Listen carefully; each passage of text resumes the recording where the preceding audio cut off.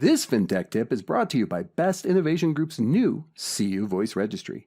The new CU Voice Registry delivers the fastest and most efficient way to manage your voice brand on platforms like Amazon's Alexa and Google Home.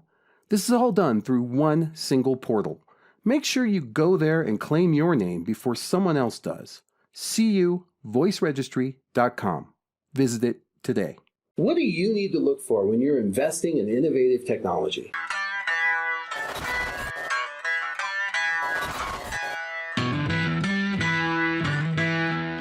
Recently, a friend called me and said, I read your book and I loved it. I love that you showed us how to identify revolutionary versus evolutionary technology.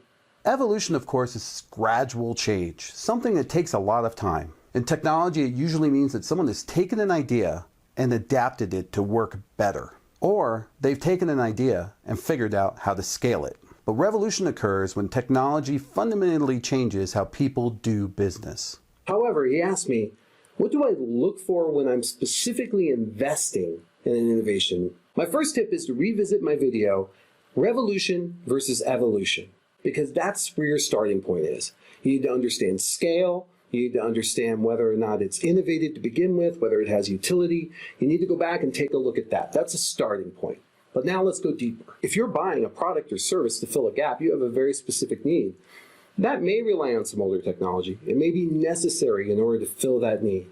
If you're investing in innovation or an innovative company or an innovative product because you want to put some money or dollars into that area to grow strategically, then that's different. And these are the things that you can look for when you're investing in something strategically from an innovation standpoint, not from filling a gap or a primary need. What technologies specifically does the innovation rely on? Here are some technologies that I would look for today. So what I'm saying is that I would look for these companies' products and I would look at the underpinnings of those products. How are they achieving the efficiency, the novelty, the utility that they're bringing to the table with whatever product they have? And I would look to see what the underlying technologies are. The first one I would look for, and again, this is not a limited list, just the things I'm thinking of right now, is machine learning and artificial intelligence. Products that are built upon these new technologies that are leveraging artificial intelligence and machine learning are going to have a lot of legs and they're going to have a lot of value. And that means that the company invested in this technology, which means they're going to go a long way. So again, if the underlying technology uses machine learning or artificial intelligence, that would be a check in the positive column for me. Distributed ledger technology. Distributed ledger technology is going to grow exponentially over the next 5 years. We've already seen JP Morgan invest in it. Now we've seen Facebook Libra. We're going to see more of these things down the road. And if the underlying technology is using this distributed ledger platform, and I'm not talking about a cryptocurrency specifically, I'm talking about things like smart contracts. I'm talking about things like decentralized storage. I'm talking about things like advanced cryptology. Then you're probably looking at a future platform. This one's a little out there, but it's going to come faster than you think. Quantum computing. Now, for those of you that don't know what quantum computing is, I'm not going to attempt to explain it in this particular video. I would encourage you to go check out my podcast with Roger Grimes, where we go deep into quantum computing and what it means for the future.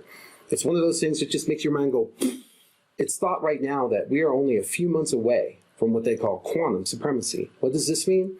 Well, first of all, it's not good in some ways. It'll mean that most of our cryptology can be broken. It can be broken into pieces. And once they look into it and they can get all the information out of it, they'll be able to just do it in seconds. Things that would take modern day computers right now, years upon years upon years upon years, can be done in less than a second by these quantum computers. That's why you have all of the governments of the world working on this so hard, as well as the big players like Google, Facebook, IBM, Microsoft. All of these folks are looking into this. However, there is quantum technology available right now. For instance, there's a company called D-Wave. Quantum technology has a very specific application. One of those applications is going down a lot of paths at the same time and dealing with abnormalities and frequent changes in markets. If I saw a company that was investing in quantum computing as their underlying platform to provide a service or a product to me, I would be very interested in what they're doing. Again, quantum computing is a check in the positive side for me. Recap. Machine learning, artificial intelligence. If you've got a product that's based on that, I think that's pretty valuable. If you have a product or service based on distributed ledger technology, I think that will have legs as well. If you have a product based on quantum computing, you're really far out into the future. Again, that's a bet I might make right now, because I believe that technology will be a game changer. It'll be like investing in the internet in 1989 or 90. It is going to be a very big catalyst for change in the entire world. So to close out, these are just a few things. There are a lot of other things to look at. Just make sure that the technology is not built on old infrastructure, older services, or maybe it's just taking advantage of a regulatory loophole, things that won't last a long time.